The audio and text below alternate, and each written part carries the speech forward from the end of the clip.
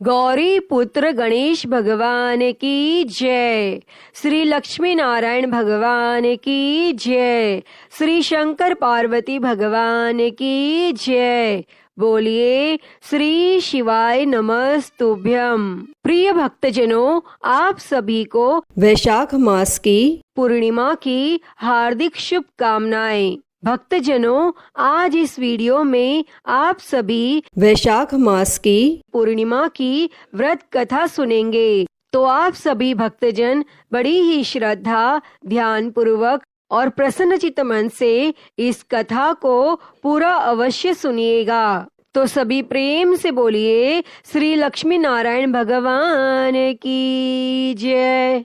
द्वापर युग में यशोदा माँ ने भगवान श्री कृष्ण से कहा, हे कृष्ण, तुम सारे संसार के उत्पन्न करता, पालनहारी और संहार करता हो। आज मुझे कोई ऐसा व्रत बताओ जिसको करने से मृत्यु लोक में भी स्त्रियों को विधवा होने का भय न रहे तथा यह व्रत सभी मनुष्यों की मनोकामना पूर्ण करने वाला हो। तब भगवान श्री कृष्ण कहने लगे, हे माता, तुमने अति सुंदर प्रश्न किया है। मैं तुम्हें ऐसे एक व्रत के बारे में विस्तार से बताता हूँ। सौभाग्य की प्राप्ति के लिए स्त्रियों को 32 पूर्णिमा व्रत करना चाहिए। इस व्रत को करने से स्त्रियों को सौभाग्य की प्राप्ति होती है। यह व्रत अत्यंत सौभाग्य देने वाला और भगवान शिव के प्रति भक्ति को बढ़ाने वाला है। तब यशोदा जी कहने लगी, हे कृष्ण, प्रथम इस व्रत को मृत्यु लोक में किसने किया था और इसके विषय में विस्तार से मुझे बताओ। तब भगवान श्री कृष्ण कहने लगे, इस भूमंडल पर अनेक प्रकार के रत्नों से परिपूर्ण कांतिका नाम की एक नगरी थी। वहाँ चंद्रहास्य नामक राजा राज्य करता था और उसी नगर में धनेश्वर नाम का एक ब्राह्मण रहता था और उसकी पत्नी सुशीला अति रूपवती थी। दोनों ही उस नगरी में बड़े प्रेम से रहते थे। घर में धन धान्य आदि की कोई कमी नहीं थी, परंतु उनको बहुत बड़ा दुख था कि उनकी कोई संतान नहीं है। एक समय एक बड़ा योगी उस नगरी में आया। वह योगी उस ब्राह्मण के घर को छोड़कर अन्य सभी घरों से भिक्षा लेकर भोजन किया करता था। वह रूपवती से कभी भिक्षा नहीं लेता था। एक दिन वह योगी रूपवती से भिक्षा न लेकर किसी अन्य घर से भिक्षा लेकर गंगा किनारे जाकर भिक्षण को प्रेम पूर्वक ग्रहण करने लगा कि तब धनेश्वर ने योगी का यह सब कार्य देख लिया और अपनी भिक्षा के अनादर से दुखी होकर धनेश्वर योगी से बोला, हे महात्मन, आप सब घरों से भिक्षा लेते हैं, परंतु आप मेरे घर की भिक्षा कभी नहीं लेते, इसका क्या कारण है? तब योगी ने कहा, निसंतान घर की भीख पतितों के अन्न के तुल्य होती है और जो पतितों का अन्न खाता है वह भी पतित हो जाता है।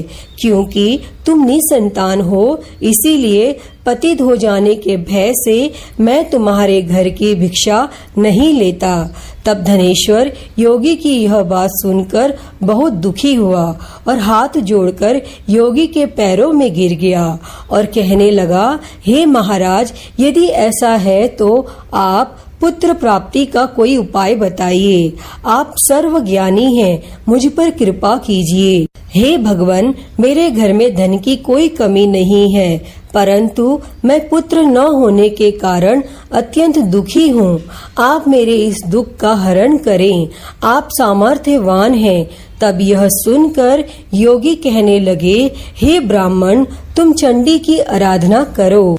और फिर घर आकर उसने अपनी पत्नी से सब वेदांत कहा और स्वयं तप करने के लिए वन में चला गया और वन में जाकर उसने चंडी की उपासना की तथा उपवास किए। तब माता चंडी ने 16वें दिन उसको स्वप्न में दर्शन दिया और कहा, हे धनेश्वर, जा, तेरे घर पुत्र होगा, परंतु वह 16 वर्ष की आयु में ही मृत्यु को प्राप्त हो जाएगा।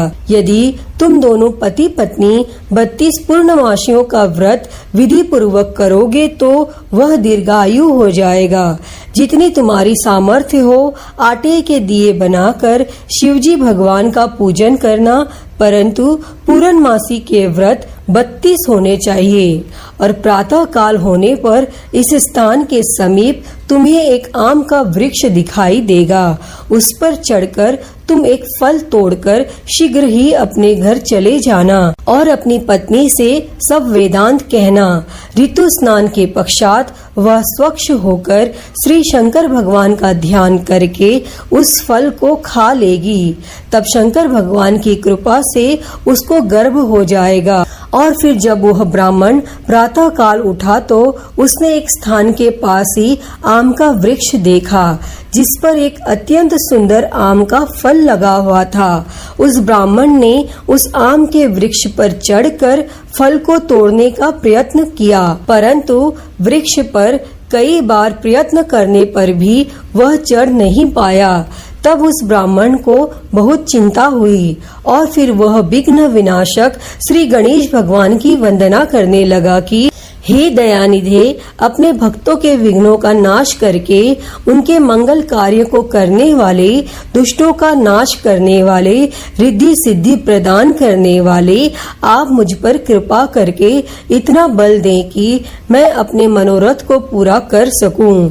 और फिर इस प्रकार गणेश जी की प्रार्थना करने पर उनकी कृपा से धनेश्वर वृक्ष पर चढ़ गया और उसने सुंदर आम के फल को तोड़ लिया। और धनेश्वर ने सोचा जो वरदान से फल मिला था वो यही है और कोई फल तो दिखाई नहीं दे रहा। तब उस धनेश्वर ब्राह्मण ने जल्दी से घर जाकर अपनी पत्नी को वह फल दे दिया और उसकी पत्नी ने अपने पति के कहे अनुसार उस फल को खा लिया और वह गर्भवती हो गई। और देवी जी की असीम कृपा से उसे एक अत्यंत सुंदर पुत्र उत्पन्न हुआ जिसका नाम उन्होंने देवीदास रखा। माता पिता के हर्ष और शोक के साथ वह बालक शुक्ल पक्ष के चंद्रमा के भांति अपने पिता के घर में बड़ा होने लगा और माँ भवानी की कृपा से वह बालक बहुत ही सुंदर, सुशील और विद्या पढ़ने में बहुत ही निपुण हो गया। तब माता दुर्गा जी के आज्ञा अनुसार उसकी माता ने 32 पूर्णमासी का व्रत रखना आरंभ कर दिया जिससे उसका पुत्र बड़ी आयु वाला हो जाए। और 16वां वर्ष लगते ही देवीदास के माता पिता को बड़ी चिंता हो गई कि कहीं उनके पुत्र की इस वर्ष में मृत्यु न हो जाए।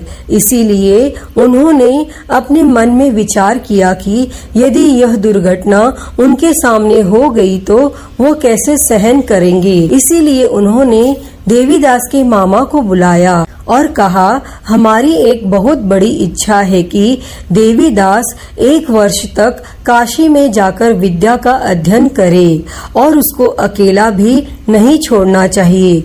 इसीलिए साथ में तुम चले जाओ और 1 वर्ष के पश्चात इसको वापस ले आना। तब सब प्रबंध करके उसके माता पिता ने काशी जाने के लिए देवीदास को एक घोड़े पर बिठाकर उसके मामा के साथ भेज दिया, परंतु यह बात उसके मामा या किसी और को नहीं बताई। तब धनेश्वर तथा उसकी पत्नी ने अपने पुत्र की मंगल कामना और दीर्घ आयु के लिए माँ भगवती दुर्गा की आराधना और पूर्णमासियों का व्रत करना आरंभ कर दिया। और इस प्रकार बराबर 32 पूर्णमासी के व्रत को उन्होंने पूरा किया।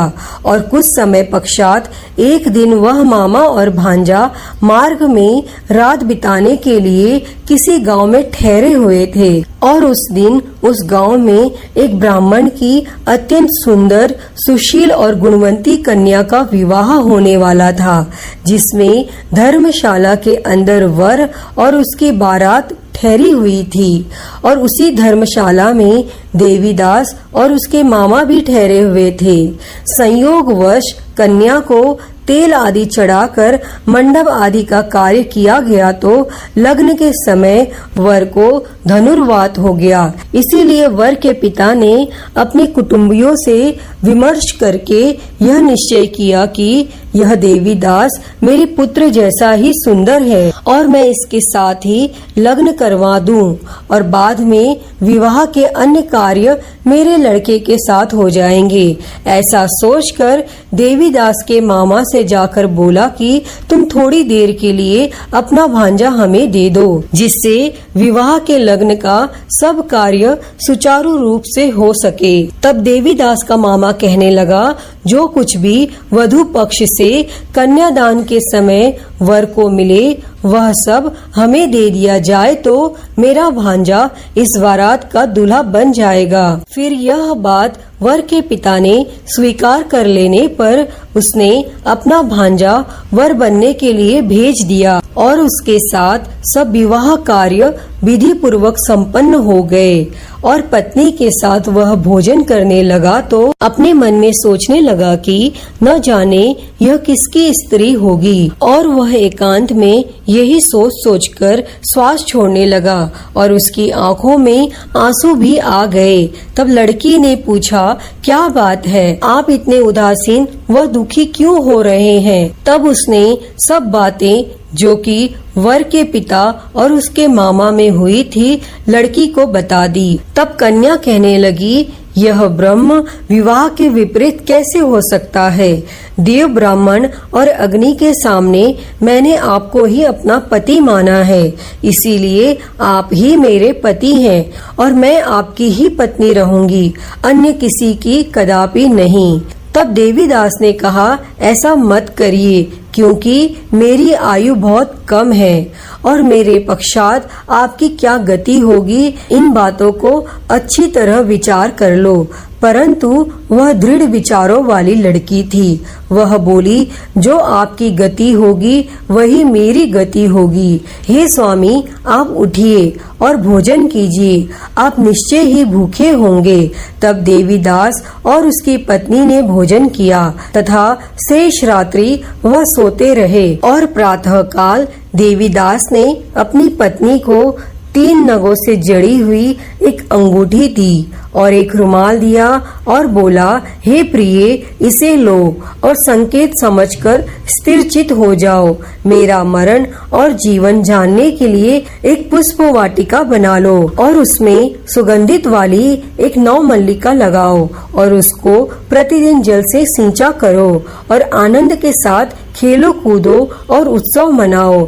जिस समय और जिस दिन मेरा प्रणात होगा यह फूल सूख जाएंगे और जब यह फिर से हरे हो जाए तो समझ लेना मैं जीवित हूँ। यह बात निश्चय करके समझ लेना, इसमें कोई भी संशय नहीं है। इतना कहकर देवीदास वहाँ से चला गया और प्रातः काल होते ही वहाँ पर बाजे बजने लगे और जिस समय विवाह कार्य समाप्त करने के लिए वर तथा सब बाराती मंडप में आए तो कन्या ने वर को भली प्रकार से देखकर अपने पिता से कहा, यह मेरा पति नहीं है, मेरा पति वही है जिसके साथ रात्रि में मेरा पानी ग्रहण हुआ था, इसके साथ मेरा विवाह नहीं हुआ। यदि यह वही पुरुष है तो बताए कि मैंने इसको क्या दिया और कन्यादान के समय जो आभूषण आदि दिए गए थे वह दिखाए तथा रात में क्या गुप्त बातें मैंने इनसे कही वह सब सुनाए।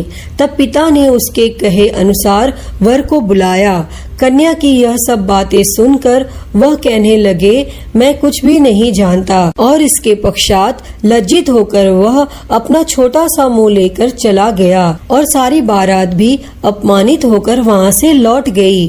तब भगवान श्री कृष्ण बोले, हे माता, इस प्रकार देवीदास काशी विद्यार्थन के लिए चला गया और कुछ समय बीत गया तो काल से प्रेरित होकर एक सर्प रात्रि के समय उसको डसने के लिए वहाँ पर आया और उस विषधर के प्रभाव से उसके शयन का स्थान चारों ओर से विष की ज्वाला में विषैला हो गया, परंतु व्रत के प्रभाव से उसको काट नहीं पाया, क्योंकि पहले ही उसकी माता ने 32 पूर्णमासी का व्रत रखा था।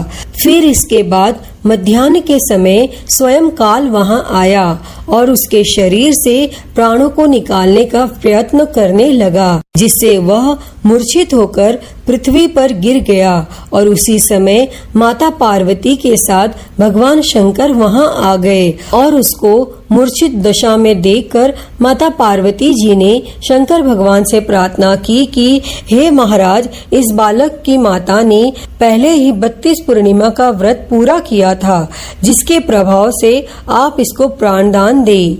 तब माँ भवानी के कहने पर भक्त वत्सल भगवान शिव जी ने उसको प्राणदान दे दिया और इस व्रत के प्रभाव से काल को भी पीछे हटना पड़ा और देवीदास स्वस्थ होकर बैठ गया। और उधर उसकी पत्नी उसके काल की प्रतीक्षा किया करती थी। जब उसने देखा उस पुष्प वाटिका में पुष्प कुछ भी नहीं रहे तो उसको अत्यंत आश्चर्य हुआ, लेकिन जब वह जैसे ही हरे भरे हो गए तो वह जान गई कि अब उसका पति ठीक ठाक है, वह जीवित हो गया है। यह देखकर वो बहुत ही प्रसन्न हो उठी और अपने पिता से कहने लगी, पिताजी, मेरे पति जीवित हैं, आप उनको ढूंढिए। और फिर जब 16वां वर्ष व्यतीत हो गया तो देवीदास भी अपने मामा के साथ काशी से चल दिया। इधर उसके ससुर उसको ढूंढने के लिए अपने घर से जाने ही वाले थे कि वह दोनों मामा भांजा वहां पर आ गए और उनको आया हुआ देखकर उनके ससुर को बहुत ही प्रसन्नता हुई और वह उन्हें अपने घर ले गए। उस समय नगर के निवासी भी वहां इकट्ठे हो गए और सबने निश्चय किया कि अवश्य ही इसी बालक के साथ कन्या का विवाह हुआ था। और उस बालक को कन्या ने जब देखा तो पहचान लिया कि यह तो वही है जो संकेत करके गया था। तब उपरांत सब कहने लगे, भला हुआ यह आ गया, और सब नगर वासियों ने आनंद मनाया। और फिर कुछ दिनों बाद देवीदास अपनी पत्नी और मामा के साथ अपने ससुर के घर से बहुत सारे उपहार लेकर अपने माता पिता के घर की तरफ प्रस्थान किया। और जब वह अपने गांव के निकट पहुंच गए तो कई लोगों ने उसे देखकर उसके माता पिता को पहले ही खबर दे दी कि तुम्हारा पुत्र देवीदास अपनी पत्नी और मामा के सहित आ रहा है। तब ऐसा समाचार सुनकर माता पिता को विश्वास नहीं हुआ, परंतु जब और लोगों ने भी यही बात आकर उन्हें बताई तो उनको बड़ा आश्चर्य हुआ। लेकिन थोड़ी देर में देवीदास ने आकर अपने माता पिता के चरणों में अपना सर रख कर प्रणाम किया और उसकी पत्नी ने अपने सास ससुर के चरणों को स्पर्श किया तो माता पिता ने अपने पुत्र और पुत्र वधू को हृदय से लगा लिया और दोनों की आंखों में प्रेम अश्रु बह चले। और अपने पुत्र तथा पुत्र वधू के आने की खुशी में धनेश्वर ने बड़ा ही भारी उत्सव किया और ब्राह्मणों को दान दक्षिणा देकर प्रसन्न किया। तब भगवान श्री कृष्ण कहने लगे, इस प्रकार धनेश्वर 32 पूर्णमासियों के व्रत के प्रभाव से पुत्रवान हो गया। और जो भी स्त्रियां 32 पूर्णमासी के व्रत को करती हैं, वे जन्म जन्मांतर में वैधव्य का दुख नहीं भोगती और सदैव सौभाग्यवती रहती हैं। हे भगवान, इस कथा को कहते, सुनते और हुंकारा भरते पर सदैव अपनी कृपा बनाए रखना। तो बोलिए गणेश जी भगवान की जय, उमापति महादेव की जय, श्री लक्ष्मी नारायण भगवान की जय। प्रिय भक्तजनों, तो मैं उम्मीद करती हूँ कि आपको आज की यह कथा पसंद आई होगी और अगर वीडियो अच्छी लगी हो तो इसे लाइक करें, ज्यादा से ज्यादा शेयर करें और हरिहर भक्ति चैनल को सब्सक्राइब कर नोटिफिकेशन बेल को जरूर ऑन कर लें। हर हर महादेव। धन्यवाद।